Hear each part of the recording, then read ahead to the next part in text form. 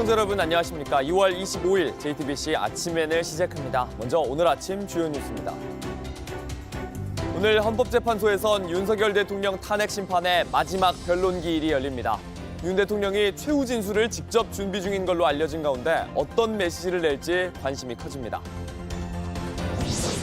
국회에선 윤석열 정부 내란 혐의 규명 마지막 국조특위 청문회가 열립니다. 여당은 공수처의 영장기각 은폐 의혹을, 야당은 경호처의 부화폰 관리 의혹을 집중 추궁할 걸로 예상됩니다. 도널드 트럼프 미국 대통령이 몇 주 안에 러시아와 우크라이나의 전쟁이 끝날 거라고 말했습니다.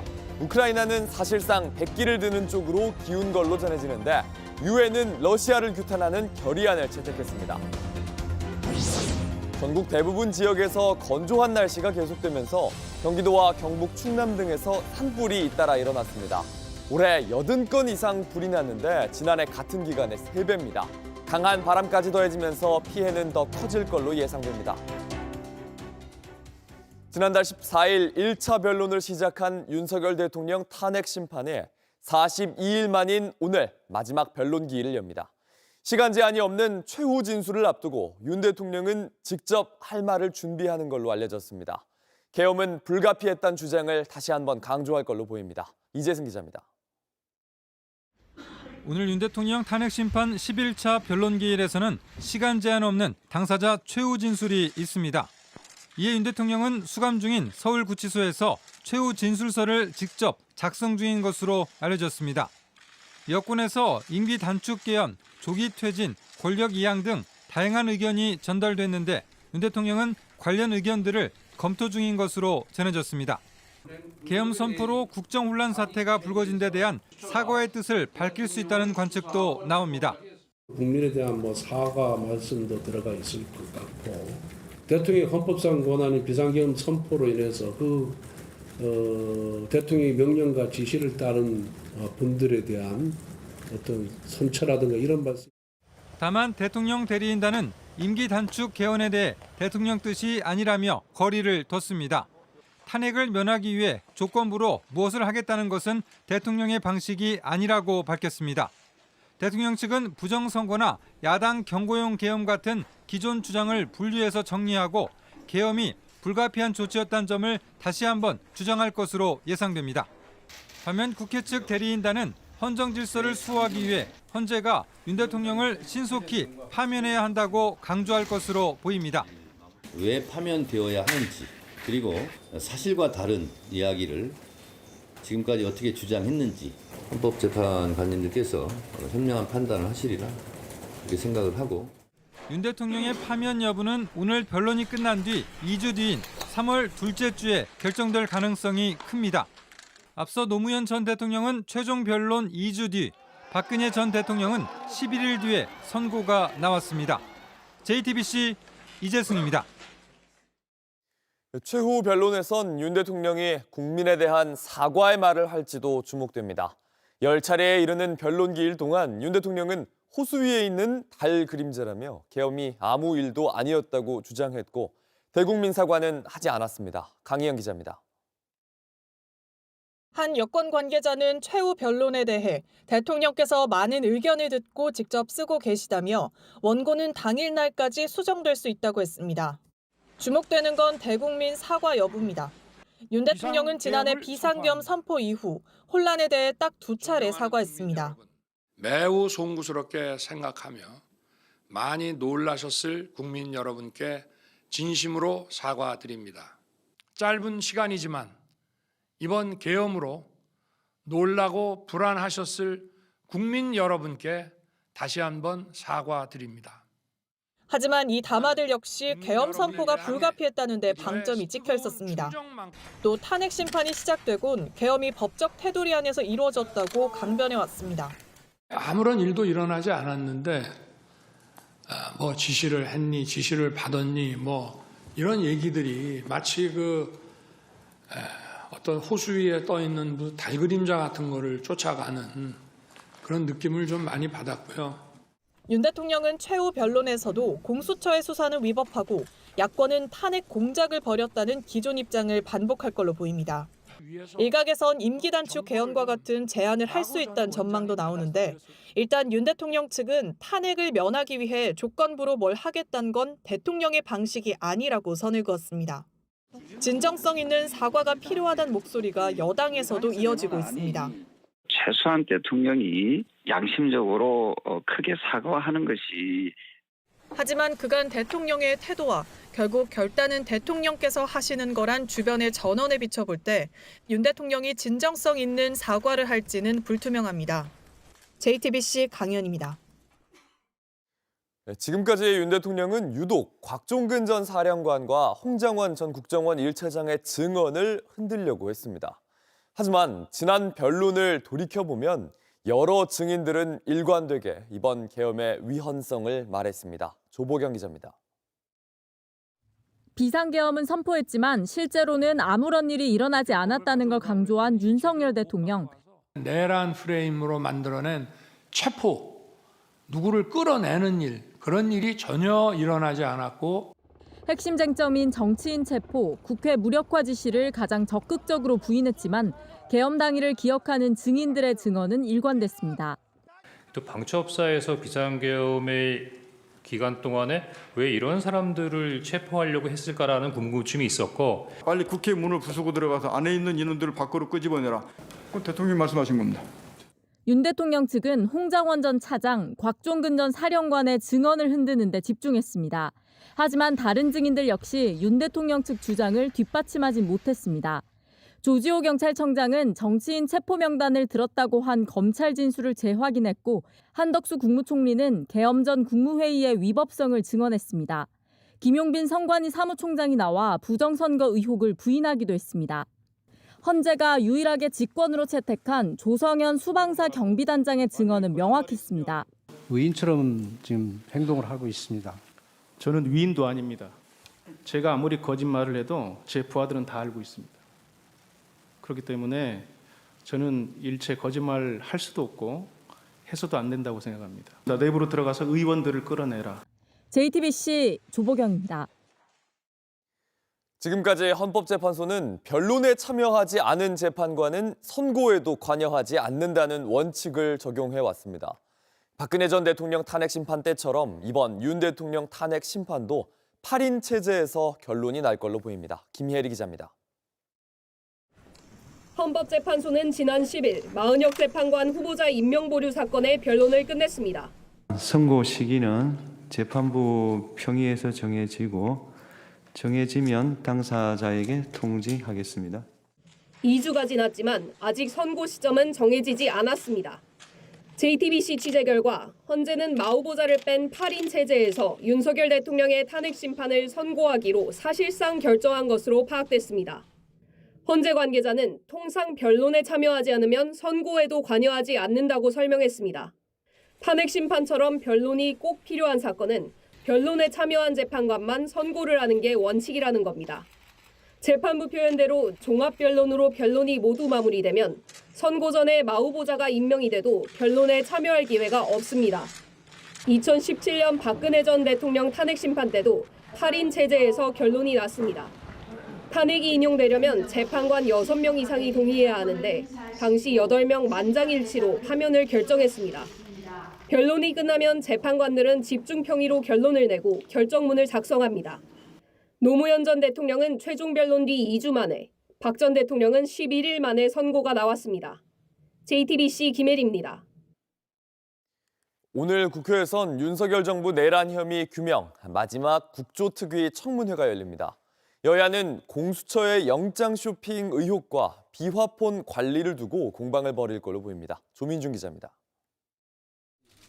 내란 국조특위가 오늘 5번째 청문회를 엽니다. 국조특위는 윤 대통령을 포함해 64명을 증인으로 채택했습니다. 다만 윤 대통령과 김영현 전 국방부 장관 등 주요 증인 12명은 앞선 청문회와 마찬가지로 불출석 사유서를 제출해 참석하지 않을 것으로 보입니다. 오늘 청문회는 특위의 마지막으로 각종 의혹들을 집중 추궁할 전망입니다. 국민의힘은 내란죄 수사 권한이 없는 공수처의 영장 기각 은폐 의혹을 따져 물을 것으로 예상됩니다. 국민의힘은 공수처 수사 과정의 위법성이 확인되면 법원이 윤 대통령에 대한 구속 취소 결정을 내릴 거로 기대하고 있습니다. 소속 의원들은 공수처를 항의 방문하기도 했습니다. 공수처는 태어나지 말았어야 되는 조직이었습니다. 특정 세력의 하명 수사처가 될 것이라고 예상한 대로 공수처는 그동안 민주당의 내란몰이 선동에 앞장섰습니다. 이제 이 모든 것에 책임이 있는 오동훈 공수처장은 즉각 그 자리에서 사퇴해야 합니다. 오동훈 공수처장이 직접 청문회에 출석해 관련 논란들에 대해 해명할 예정입니다. 민주당은 비화폰 관리 의혹을 집중 추궁할 예정입니다. 김 전 장관 등 대형 주요 인물들의 비화폰을 관리하는 경호처가 군사 비밀 등을 이유로 비화폰 서버 등에 대한 압수수색을 거부하고 있다는 겁니다. 이후 이 서버에 있던 관련 통신 내역이 삭제됐다는 의혹을 제기했습니다. 이와 함께 홍장원 전 국정원 1차장이 작성한 체포명단 메모에 대한 신빙성 논란도 주요 쟁점 대상입니다. 특위는 오늘 청문회를 끝으로 조사 결과를 종합해 오는 28일 활동 경과 보고서를 채택할 방침입니다. JTBC 조민주입니다. 온라인에서 화제가 된 뉴스, 화제가 될 뉴스를 골라 전해드립니다. 아침엔 소셜픽입니다. 미국의 한 연방기관이 해커들의 공격을 받은 걸로 알려졌습니다. 그런데 해커들이 노린 것은 다름 아닌 구내식당이었습니다. 현재 시각 24일 아침 미국 워싱턴 DC에 있는 주택도시개발부 내부입니다. 식당에 걸려있는 스크린에 영상이 재생되고 있는데요. 트럼프 대통령이 일론 머스크의 발에 입을 맞추는 장면으로 최근 소셜미디어에 올라온 인공지능으로 제작된 영상입니다. 영상엔 커다란 글씨로 진짜 왕 만세 이렇게 쓰여 있습니다. 지난 20일 트럼프 대통령은 자신에게 직접 왕 만세 이런 표현을 써서 논란이 됐는데 연방 예산을 삭감하고 있는 억만장자인 일론 머스크가 진짜 권력을 가졌다는 의미의 조롱입니다. 이틀 전 일론 머스크는 연방 정부 직원들에게 자신이 무슨 일을 했는지 증명하고 답장하지 않으면 해고하겠다는 이메일을 보냈습니다. 트럼프 대통령 이 메일에도 힘을 실어줬습니다. I think it was actually there was a lot of genius in sending it. We're trying to find out if people are working. If people don't respond, it's very possible that there is no such person or they're not working. 인공지능 영상 소동 결국 모니터 코드를 뽑으면서 끝이 났고 주택도시개발부 측은 세금 낭비라며 관련된 모든 사람에게 적절한 조치가 취해질 거라고 밝혔습니다. 전 세계 시가총액 1위 기업 애플이 미국에 5천억 달러를 투자하겠다고 밝혔습니다. 우리 돈 714조 원 규모입니다. Yesterday I had Tim Cook in the office from Apple. He's investing hundreds of billions of dollars. They just stopped him. They're going to build here instead because they don't want to pay the tariffs. 현지 시간 24일 애플은 앞으로 4년 동안 미국에 5천억 달러를 투자하겠다는 성명을 발표했습니다. 미국에 대한 애플의 투자로는 역대 최대 규모인데요. 트럼프 대통령과 애플의 최고 경영자 팀 쿡이 만났다는 보도 이후 나온 발표인데 애플은 텍사스에 인공지능 서버용 공장을 짓고 2만 개가 넘는 일자리를 창출하겠다고 했습니다. 트럼프 대통령은 애플이 기록적인 투자를 발표한 건 우리가 하는 일을 믿고 있기 때문이라며 환영했습니다. 중국산 제품에 추가 관세를 부과하는 트럼프의 정책이 대부분의 제품을 중국에서 생산하는 애플에겐 부담이 될 수밖에 없었던 걸로 보이는데요. 하지만 애플의 이 발표 사실 재탕에 불과하다는 지적도 나옵니다. 월스트리트 저널은 애플 지출의 43%가 어차피 아메리카 지역에서 나온다는 점을 고려할 때 예상되는 지출과 발표한 내용의 액수가 비슷하다고 분석했습니다. 그룹 블랙핑크의 태국인 멤버 리사가 미국 드라마에서 배우로 변신했습니다. 이 드라마의 인기에 태국 정부가 감사 인사를 전했습니다. 지난 17일 공개된 미국 드라마 더 화이트 로터스의 세 번째 시즌입니다. 태국 꼬사무이를 배경으로 태국이 고향인 리사의 출연이 화제가 됐는데요. 태국 관광청도 유튜브 채널에 예고편을 올리고 제작진과 배우들이 태국에서 행사를 하는 등 홍보에도 열을 올렸습니다. 지난 23일 태국 정부는요, 촬영지인 꼬사무이의 숙박업소를 검색한 관광객이 12%가 늘었고 특히 미국 관광객의 관심이 65%나 늘었다면서 감사 인사를 전했습니다. 숙박과 여행 예약도 많아지면서 호텔의 평균 객실 가격이 40%나 올랐습니다. 얼마 전 새 앨범을 발매한 리사, 도자켓, 레이와 함께 다음 달 아카데미 시상식에 특별 무대를 선다고도 발표했는데요. 태국 출신 가수의 활약이 소프트 파워를 강화하려는 태국에게 자신감을 실어주고 있습니다.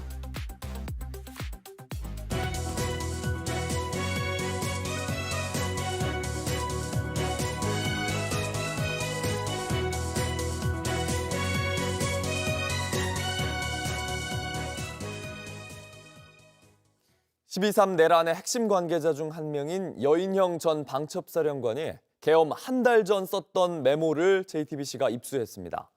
여기엔 중장인 여 전 사령관이 별 4개 대장들을 두고 계엄에 무슨 역할을 할 수 있을지 평가한 정황이 담겼습니다. 암호문 같은 이 메모 속엔 계엄 사령관, 박안수 전 육군 참모총장을 신뢰할 수 없다고 적혀 있었습니다. 하예빈 기자입니다. 여인형 전 방첩사령관이 지난해 11월 5일 휴대전화로 쓴 메모입니다. 군 검찰이 포렌식해 복원한 문건을 JTBC가 입수했습니다. 마치 암호문처럼 작성된 내용을 여 전 사령관의 검찰 진술을 토대로 재구성했습니다. 리더십 불충분 아래 조기 교체라는 문구가 나오는데 교체 대상자는 히읗, 이응, 지읒, 연입니다.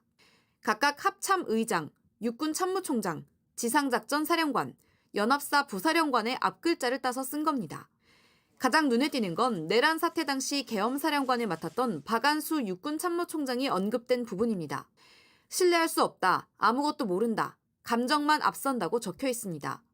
괄호 안에는 지읒, 티읒, 시옷, 비읍, 즉 지작, 특수, 수방, 방첩사령관이라고 적었습니다.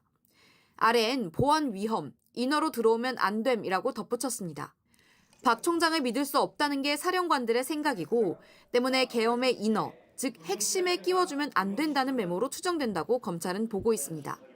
하지만 여 전 사령관은 이 메모 자체가 비상계엄에 반대하기 위해 작성한 거라고 주장했습니다.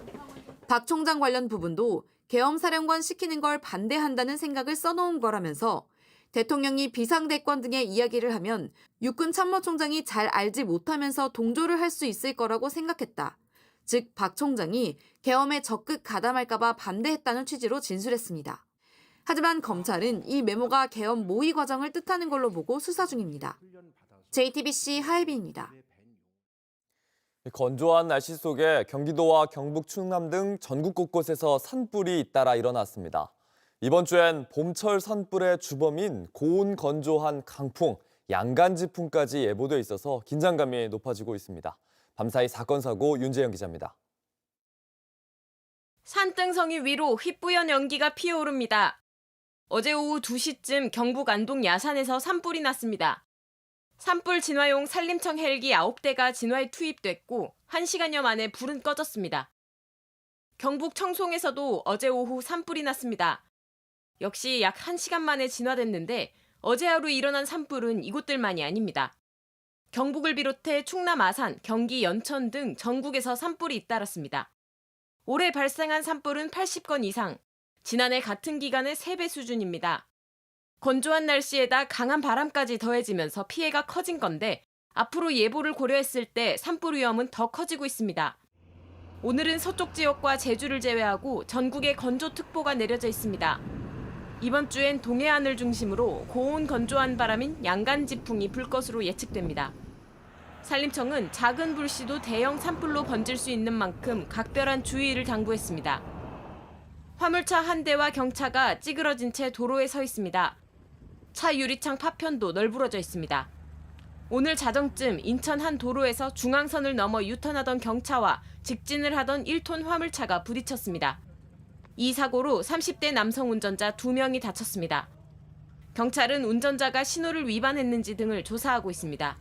JTBC 윤재영입니다. 우크라이나 전쟁 3년을 맞아 유엔이 러시아를 규탄하는 결의안을 채택했습니다. 국제사회가 우려하고 있지만 종전 협상을 미국과 러시아가 일방적으로 밀어붙이고 있어서 우크라이나가 백기를 드는 쪽으로 기울고 있습니다. 워싱턴 정강현 특파원입니다. 유엔은 우크라이나 전쟁 3년을 맞아 러시아의 침략을 명시한 규탄 결의안을 채택했습니다. 미국은 이름을 올리지 않았습니다. 유럽연합은 전쟁 발발 3년을 기점으로 러시아를 대상으로 16차 제재에 들어갔습니다. 이런 국제사회의 반발에도 미국과 러시아가 일방적으로 밀어붙이는 종전협의엔 가속도가 붙었습니다. 트럼프 미국 대통령은 프랑스 마크롱 대통령과의 정상회담에서 종전이 임박했다고 밝혔습니다. I will be meeting with President Zelensky. In fact, he may come in this week or next week to sign the agreement, and which would be nice. I'd love to meet him. 트럼프는 우크라이나의 안전을 보장하는 대가로 우리 돈 720조 원에 달하는 광물 협정을 강요하는 중입니다. 우크라이나의 나토 가입엔 반대하는 대신 유럽 평화유지군을 배치하는 방식으로 안보를 지원하는 방안이 유력한 것으로 전해집니다. European troops may go into Ukraine as peacemakers. So when the agreement is done, they can watch that everything is followed properly. 마크롱 프랑스 대통령도 우크라이나에 안전 보장을 제공할 거라며 유럽군 파병 방안에 힘을 실었습니다. 우크라이나는 사실상 백기를 드는 쪽으로 기울었습니다. 젤렌스키 대통령은 안전 보장을 위해선 광물 협정 서명은 불가피한 선택이란 취지로 말했습니다. Угода, не грант. Це нова угода, і я так і сказав, я готовий до такого діалогу. І я впевнений, що він буде позитивний. Подобається це мені чи ні, тому що нам потрібна ваша допомога. 푸틴 러시아 대통령은 시진핑 중국 국가주석에게 전화를 걸어 미국과의 종전 협상 상황을 공유한 것으로 파악됐습니다. 3년간 사상자만 수십만 명이 발생한 우크라이나 전쟁은 결국 강대국의 이해관계에 따라 강요된 종전으로 끝날 가능성이 커졌습니다. 워싱턴에서 JTBC 정강현입니다. 독일에선 연방의회 총선거에서 3년 만에 중도 보수가 정권을 되찾았습니다. 난민과 범죄에 지친 유권자들이 강경한 이민 정책을 내건 보수의 손을 들어준 건데요. 일론 머스크가 응원해왔던 극우의 약진도 눈에 띄었습니다. 로스앤젤레스에서 홍지은 특파원입니다. 현지 시간 23일 치러진 독일 총선에서 중도 보수 성향의 기독민주당과 기독사회당 연합이 제1당을 차지했습니다. 최종 개표 결과 중도 보수 연합은 총 28.6%를 득표했고 극우 성향의 독일 대한당이 20.8%로 그 뒤를 이었습니다. 보수 연합의 핵심 공약은 반이민 정책이었습니다. 독일 등 전 유럽에서 난민 범죄가 잇따르자 유권자들이 이에 반응한 걸로 풀이됩니다. 기독민주당 소속 앙겔라 메르켈 전 총리가 2021년 물러난 이후 3년여 만에 보수 정부의 재집권입니다. 기독민주당 대표는 승리를 선언하며 보수 독일 재건을 약속했습니다. Wir müssen jetzt wieder schnell handlungsfähig werden, damit wir im Inneren das Richtige tun können, dass wir in Europa wieder präsent sind, dass auf der Welt wahrgenommen wird, Deutschland wird wieder zuverlässig regiert. 연임에 도전한 사회민주당 소속 올라프 숄츠 총리는 패배를 인정했습니다. Große Ehre empfunden, große Verantwortung, beim letzten Mal erfolgreich die Bundestagswahl gewinnen zu können. Und so wie ich damals die Verantwortung für den Erfolg hatte, habe ich selbstverständlich auch Verantwortung für das jetzige Ergebnis. Das ist mir wichtig, hier auch noch einmal zu betonen. 도널드 트럼프 미국 대통령은 독일뿐만 아니라 미국에도 좋은 날이라며 보수의 승리에 환영의 뜻을 밝혔습니다. 독일 차기 총리로 유력한 메르츠 대표는 강경한 이민 정책과 성공한 사업가라는 트럼프와의 공통점이 있습니다. 다만 미국으로부터 독립을 최우선 과제로 내세우며 독보적인 행보를 예고했습니다. 로스앤젤레스에서 JTBC 홍지은입니다. 날씨입니다. 오늘은 전국이 맑은 가운데 한결 포근해지겠습니다. 낮 최고 기온은 서울이 7도, 광주 8도, 대구 11도 등으로 어제보다 2도에서 5도가량 오르겠습니다. 다만 메마른 날씨 속에 건조특보가 확대되고 있습니다. 특히 강원과 영남을 중심으로 바람도 강하게 불고 있어서 불이 나지 않도록 조심해야겠습니다. JTBC 아침 N을 마칩니다. 내일도 7시 반에 아침을 열겠습니다. 시청해주셔서 감사합니다.